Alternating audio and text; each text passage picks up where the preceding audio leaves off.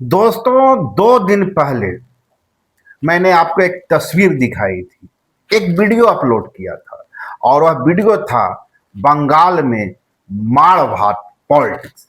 और दरअसल उस वीडियो में हमने दिखलाने की कोशिश की थी कि किस तरह देवेंद्र नाथ महतो जयराम महतो की यह जो जोड़ी है वह ठीक उसी झारखंडी स्टाइल में बंगाल की गलियों में भटक रहे हैं और किसी भी दरवाजे पे खड़ा होकर माड़ भात खा रहे हैं। यह जो माड़ भात वाली पॉलिटिक्स झारखंड से निकली बंगाल पहुंची, दरअसल हमारी कोशिश इसी माड़ भात पॉलिटिक्स को आप लोगों को बताने की थी। लेकिन जब यह वीडियो अपलोड हुआ तो मुझे कई तरह के फोन आए, कितने साथियों ने फोन किया, उनकी शिकायतें थी क्या तुम वन साइडेड स्टोरी करते हैं, झारमुरी पर कुछ नहीं, चंपाई सोरेन मछली खा रहे हैं उस पर कुछ नहीं, हेमंत सोरेन का जहाज लटक गया आसमान में इस पर भी कुछ नहीं, यानी देवेंद्र नाथ महतो को प्रमोट करना है।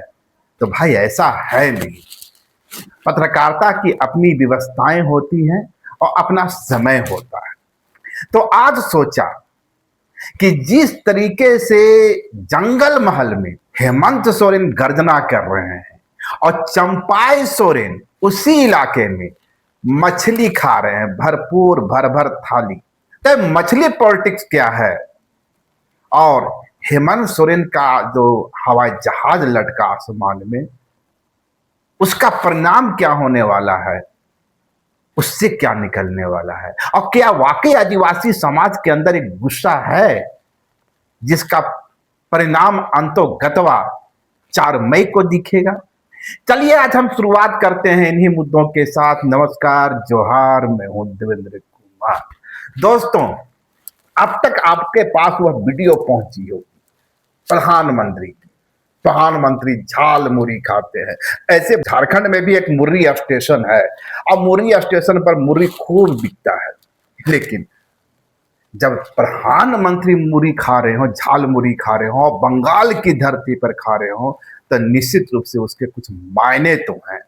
अब कुछ लोग कह रहे हैं प्रायोजित है, कुछ लोग कह रहे हैं कि फलना है, जो है रहने दीजिए। इतना तो तय है ना कि प्रधानमंत्री को, ये मोदी को इस बात की समझ है कि जनता की संवेदनाओं से, जनता के भावनाओं से कैसे जुड़ा जाता है।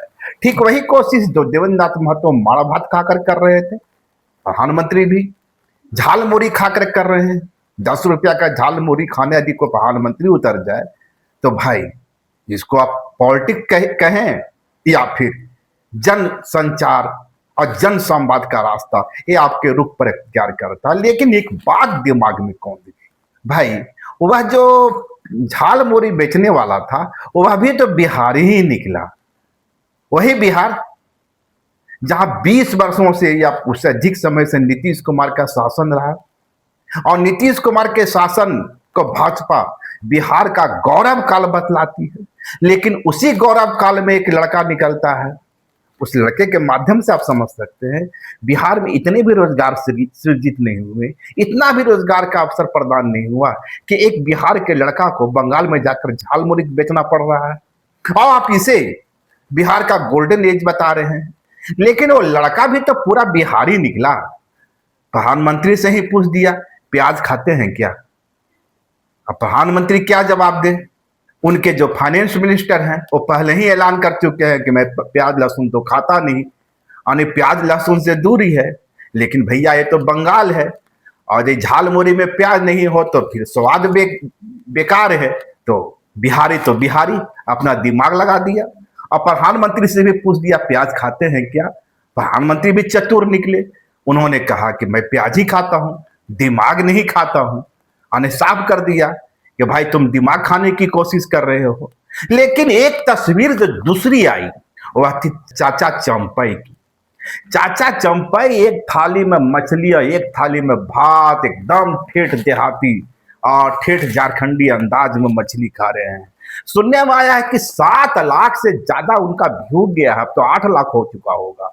यानी प्रधानमंत्री का झाल मुर्री भले ही पूरे देश में चर्चित हो गया, बाकी चाचा चंपाई भी पीछे नहीं रहे। वही चाचा चंपई जिन्हें झारखंड में बहुत ज्यादा भाव नहीं लिया जाता। अगर भाव की हालत यह है कि ना तो उन्हें प्रदेश अध्यक्ष बनाया गया, ना नेता विपक्ष में स्थान मिला, और तो और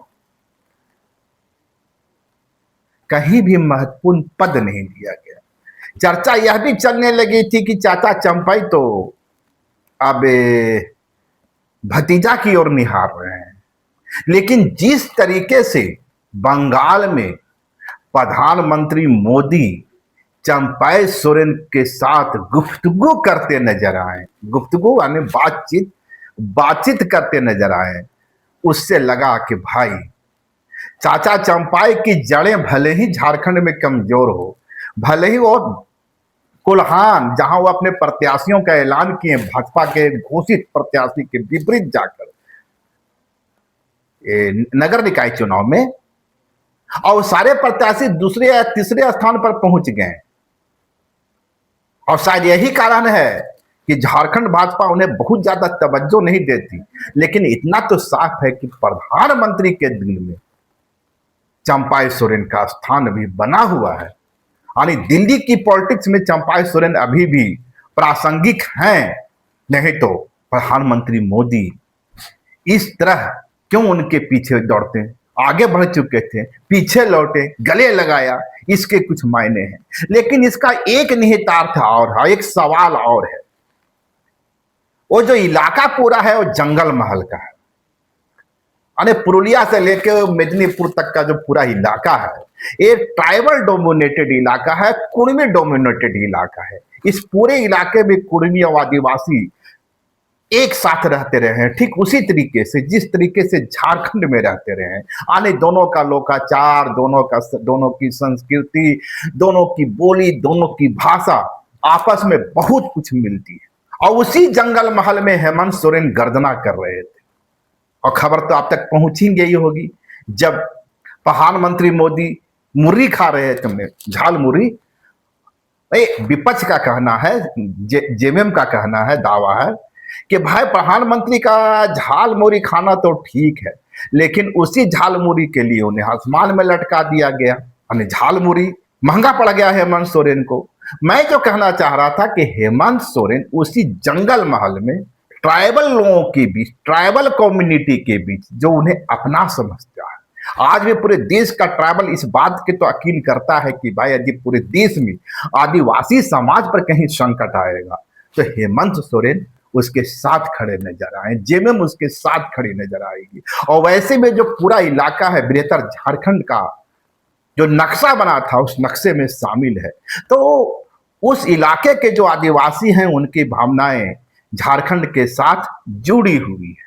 इस हालत में हेमंत सोरेन की कोशिश वहां तृणमूल कांग्रेस यानी दीदी के पक्ष में हवा बहाने की थी। कितनी हवा बही देखना होगा। लेकिन क्या हेमंत सोरेन की काट के लिए, हेमंत सोरेन को टक्कर देने के लिए, और हेमंत सोरेन जिस तरह आदिवासी वोटों को डाइवर्ट करते नजर आ रहे थे, इसीलिए चंपई सोरेन की प्रासंगिकता थोड़ी बढ़ गई अचानक से। और यही कारण था कि प्रधानमंत्री मोदी उन्हें इतना महत्व देने लगे। ये देखने वाली बात होगी और हम आपकी तरह हमारी भी निगाहें उस पर जमी होगी कि वास्तव में उस इलाके का यानी जंगल महल में जो आदिवासी समुदाय है वो अपना नेता किसे मानता है। यदि वाकई चंपई सोरेन जल जंगल जमीन की आवाज रहे हैं और उस दौर से आवाज रहे हैं, दिसुम गुरु के दौर से, और दिसुम गुरु के दौर से इस इलाके को मथते रहे हैं, तो निश्चित रूप से भाजपा को इसका लाभ होगा। लेकिन यदि उस आदिवासी समुदाय की भावनाएं हेमंत के साथ जुड़ी है और वह यह मानता है कि हेमंत है तो हिम्मत है, शेरे दिल आदिवासी हेमंत ही उसकी पहचान है, तब वह तृणमूल कांग्रेस के साथ जाएगी। और इस हालत में जंगल महल में यह फैसला होने वाला है कि खाटी आदिवासियों का खाटी नेता कौन है, चाचा चंपई या हेमंत सोरेन। तो ये तो एक सवाल हो गया। दूसरा जो सवाल नजर आया चाचा चंपा जिस तरीके से मछली खा रहे हैं, मछली खाना अच्छी बात है, बुरी बात नहीं है, और बंगाल संस्कृति का हिस्सा है। बंगला में तो मासे भात चलता ही है, झाल मुरी चलता है तो मासे भात भी चलता है, तो वह भी एक बंगाल की संस्कृति है। निश्चित रूप से चाचा चंपा उस नब्ज को टटोल रहे थे, जिस तरह पीएम मोदी टटोल रहे थे नब्ज को, और जिस तरह देवेंद्र नाथ महतो टटोल रहे थे नब्ज को, माड़ भात, बासी भात। लेकिन एक सवाल जो दिमाग में घूमता है, मंगलवार का दिन था और मंगलवार को ही तमाम भाजपा नेताओं ने एक एक कर मछली भात खाते हुए पश्चिम बंगाल से अपनी तस्वीर डाली। मुझे भी लगा भाई सारा नेता लोग एक ही दिन मछली क्यों खा रहा है, अचानक मछली पसंद क्यों। और तब दिमाग में एक बात याद आई, तेजस्वी यादव भी विधानसभा चुनाव के पहले मछली खाते हुए हेलीकॉप्टर पर दिखे थे, और उस समय प्रधानमंत्री मोदी का एक बयान वायरल है जब वो कह रहे हैं कि देखिए इन्हें दूसरे की भावनाओं का सम्मान नहीं है, ये मछली खाते हुए दिखलाकर किसे चिढ़ाना चाहते हैं। भाई मेरे, मंगलवार के दिन विशुद्ध हिंदूवादी पार्टी भाजपा, जो हिंदुत्व की लाइन पर चलने में अपने को गर्व करती है, मंगलवार को मछली खाती है। अब इसे क्या कहा जाए? यानी बिहार में मछली मांसाहारी और बंगाल में वही मछली शाकाहारी। समझे में नहीं आता ये पॉलिटिक्स क्या कहता है भाजपा का। तेजस्वी के मछली पर आप आक्रामक हो जाते हैं और बंगाल पहुंचते हैं तो उसी मछली का गुणगान होता है और कहा जाता है देखो मैं भी मछली खाता हूं। और तो एक हेमंत बिस्व शर्मा, आसाम वाले, आसाम के सीएम, वो तो तृणमूल कांग्रेस के ममता बनर्जी यानी पश्चिम बंगाल की शेरनी ममता बनर्जी को ही चुनौती दे रहे हैं, आपसे 2 किलो ज्यादा मटन खाऊंगा। भैया ये लोकतंत्र है, कौन कितना मटन खाएगा जनता इस पर फैसला देगी, इस पर वोट देती है क्या? लेकिन नहीं, यह बताने की होड़ है कि जिस तरह से बंगाल में मांस मछली का एक रिवाज है, हम भी उसी रिवाज का सम्मान करते हैं। यानी बिहार में मछली हमारे लिए निषिद्ध है। मछली खाना किसी की भावनाओं का अपमान करना है, और बंगाल में मछली खाना किसी की भावनाओं का सम्मान करना है। यह है भाजपा की पॉलिटिक्स।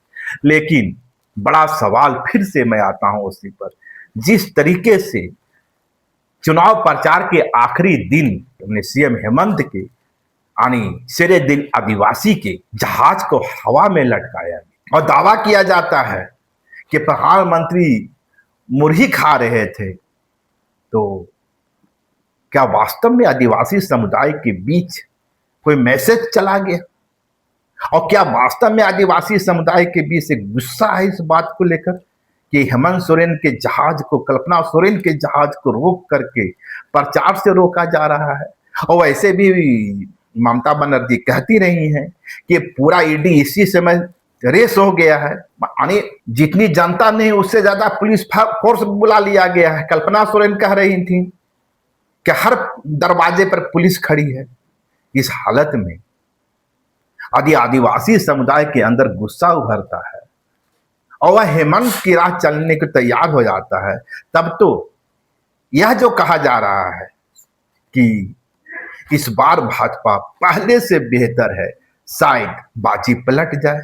लेकिन चलते चलते एक बात और, लगता है अमित शाह वही गलती दोहरा गए बंगाल की धरती पर, जो गलती इसके पहले वाले चुनाव में पीएम मोदी ने किया था। यानी दीदी ओ दीदी, दीदी ओ दीदी।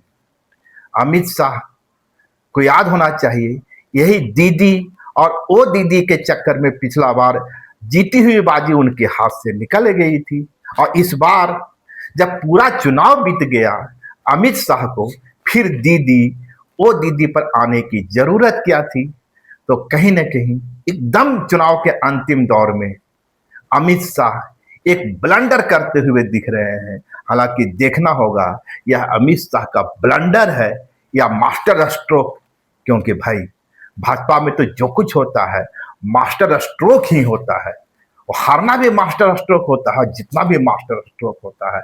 तो देखना होगा यह कौन सा वाला मास्टर स्ट्रोक है लेकिन इतना साफ है कि जंगल महल में जिस तरीके से सीएम हेमंत और कल्पना की जोड़ी ने पसीना बहाया है, और ठीक उसी इलाके में चाचा चंपाई जिस हिसाब से गर्जना कर रहे हैं, यदि वाकई आदिवासी समुदाय उस इलाके का भाजपा के साथ चला जाता है एक मुश्त, तब माना जाएगा चाचा चंपाई में अभी दम खम बाकी है।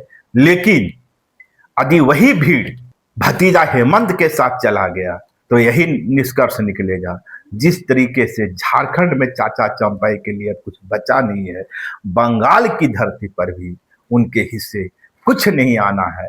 और उस हालत में सवाल खड़ा होगा, क्या अगली बार कोई मीटिंग होगी, अगली बार कोई सभा होगी तो पीएम मोदी इसी तरह उनका स्वागत करेंगे?